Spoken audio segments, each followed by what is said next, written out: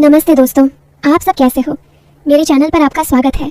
फिर से एक रस भरी कहानी में आज की कहानी बहुत ही खतरनाक है, जो कहानी के सुनते ही शरीर का हर पार्ट खड़ा होने लगेगा। इस कहानी में बहुत मज़ा आने वाला है, अंत तक ज़रूर सुनिए। मैंने अपनी अलमारी से वो नीली वाली गोली निकाली जो कभी कभार मेरे पति इस्तेमाल करते थे। मेरे पति का नाम राकेश था। मेरे पति जब भी ये एनर्जी वाली गोली खाते थे, रात में मेरी तबीयत बहुत ख़राब कर देते थे। उनका लोहे जैसा इतना सख्त था कि अंदर जाते ही मैं चीख चीख कर पागल हो जाती थी। एक दिन क्या हुआ, मैं बाथरूम में चली गई। मैंने केसर वाला दूध गर्म किया और उसमें एक गोली खोल दी ताकि राकेश को थोड़ी ज़्यादा एनर्जी मिल सके। ऐसा करते करते रात के 11 बजे बज चुके थे। फिर मैंने जल्दी से दूध का गिलास उठाया और राकेश के बेडरूम में चली गई। राकेश बड़े बेसब्री से मेरा इंतजार कर रहे थे। जैसे ही मैं अंदर आई, राकेश उठकर खड़े हो गए और मुझे घूरने लगे। जब वह कुछ नहीं बोले तो मैंने ही पूछ लिया, ऐसे क्या देख रहे हो, बोलो ना मैं कैसी लग रही हूँ आज। राकेश ने हकलाते हुए कहा, आज तो मन कर रहा है कि आपको अभी चबा जाऊँ। मैंने हंसते हुए उसे दूध का गिलास थमा दिया और कहा, मुझे चबाने की ज़रूरत नहीं है, बस तुम ये पी लो। राकेश ने झट से गिलास लिया और घूंट घूंट में दूध खत्म कर दिया। दूध पीते ही कुछ ही मिनट बाद उसने मेरी कमर पकड़ ली और अपनी तरफ जोर से खींच लिया। उसके बाद अपना वो हथियार मेरे होंठों पर रख दिया। बाप रे, क्या क्या बताएं दोस्तों, राकेश ने कैसे कैसे मेरी सारी बॉडी को हिलाया डुलाया। अगर आपको भी पूरी डिटेल जाननी है तो पहले कहानी को लाइक करें, प्लीज़ लाइक कर दो ना, प्लीज़ सब्सक्राइब भी। तो चलिए आपको जल्दी से शुरू से कहानी सुनाती हूँ। मेरा नाम रिया है, मेरी उम्र 31 साल है, लेकिन मैं अभी भी बिल्कुल जवान लगती हूँ। किसी भी लड़के को एक नज़र में अपनी ओर खींच लूँ। दिल तो हमेशा 18 का ही रहता है। जब मैं नाइटी पहनती हूँ तो जैसे सब कुछ साफ साफ दिखता है। मेरी गोरी चमकती त्वचा पर जब लाइट पड़ती है तो लगता है मानो मैं कोई अप्सरा हूँ। अब बात करते हैं मेरे 24 साल के देवर की, जो अब मेरा हो चुका है। उसकी मासूमियत और जोश ने मेरे अंदर आग लगा दी है।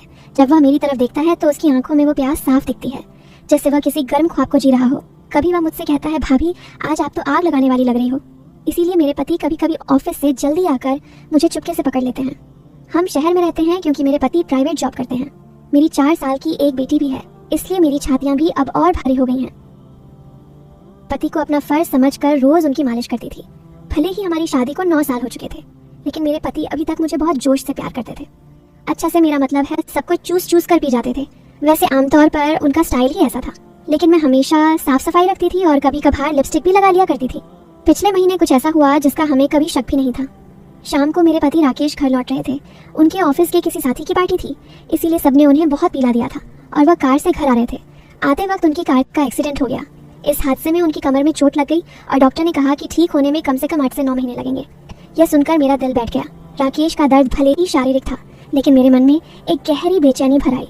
जब मैंने उन्हें अस्पताल में देखा, उनकी आंखों में पीड़ा साफ झलक रही थी। मैंने तुरंत उनके पास जाकर उनका हाथ पकड़ लिया। इसी वजह से मेरी ननद और मेरा देवर उन्हें देखभाल के लिए आए थे।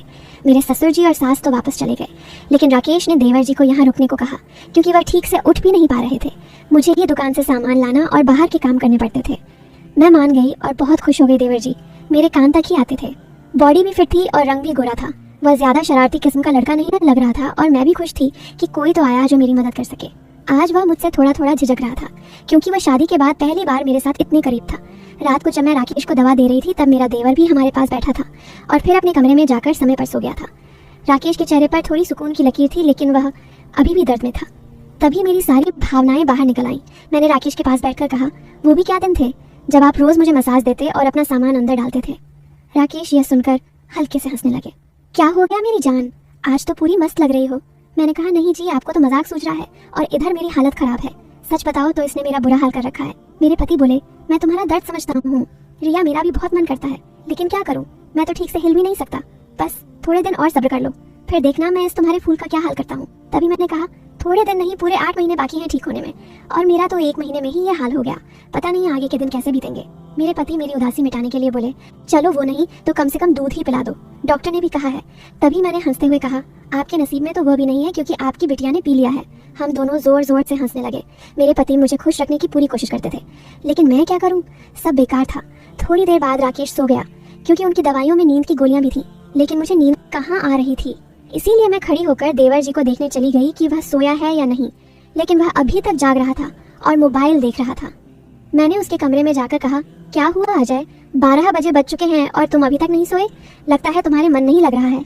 वह उठकर बैठ गया और बोला, नहीं भाभी, ऐसी बात नहीं है, बस यूं ही फ़ोन देखते देखते देर हो गई। फिर उसने पूछा, भाभी आप भी तो नहीं सोई। मैंने कहा, मुझे तो आजकल नींद ही नहीं आती। अजय ने पूछा, क्यों, क्या बात हो गई। मैंने हंसते हुए कहा, नहीं नहीं, वो मैं तुम्हें नहीं बता सकती। जब तुम्हारी शादी होगी तो तुम्हें खुद ही पता चल जाएगा। मेरे मुंह से ऐसा सुनते ही अजय ने अपनी नजरें नीचे कर ली और अंदर ही अंदर मुस्कुराने लगा। तभी मैंने कहा, अरे तुम तो इतनी सी बात पर शर्मा गए।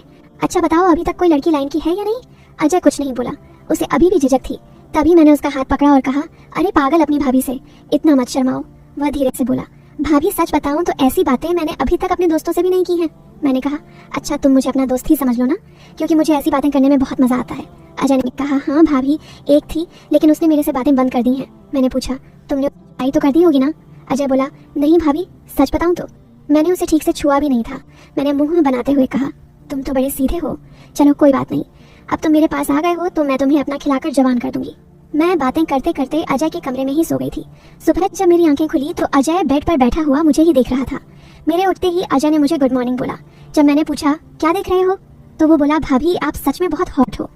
वह मुस्कुराते हुए बोला, अच्छा तब तुम सुबह सुबह हॉटनेस का मजा ले रहे हो और रात को तो बड़े शर्मा रहे थे। वो मुस्कुरा करके पूछने लगा, भाभी आप बुरा ना मानो तो एक बात पूछ सकता हूँ? मैंने कहा, अरे पागल, मैं क्यों बुरा मानूंगी, पूछो क्या पूछना है। उसने मुझसे कहने लगा, भाभी सच सच बताना, आप जो 2.5 किलो की ये थैलियां लिए घूमती हो, आपको भारी नहीं लगता क्या? उसकी अब बात सुनकर मेरी हंसी छूट गई। इसके बाद अजय मुझसे काफी खुल गया था और अब वह मुझसे ज्यादा शर्म नहीं करता था। इससे मैं भी बहुत खुश थी क्योंकि अब मेरा भी समय अच्छे से बीतने लगा था। अजय को आए हुए 20 दिन बीत चुके थे और वो मुझसे काफी घुल मिल गया था। वो बाहर के सारे काम कर देता, बाजार से सामान ले आता और अपने चाचा को भी सहारा देता। मेरी तो बहुत सेवा करने लगा था। शाम को मेरा सर भी दबा देता और कभी कभी मेरे शरीर को भी सुकून देता। लेकिन मेरी चाहत दिनों दिन बढ़ रही थी और मैं मेरे पति की हालत अब भी वैसी ही थी। अब सब कुछ मेरी बर्दाश्त के बाहर हो चुका था। मैंने सोचा कि अब तो अजय ही है जो मेरी मदद कर सकता है। वैसे मेरे मोहल्ले में भी 2 लड़के रहते थे जो कॉलेज जाते थे। वे भी मुझे देखते थे।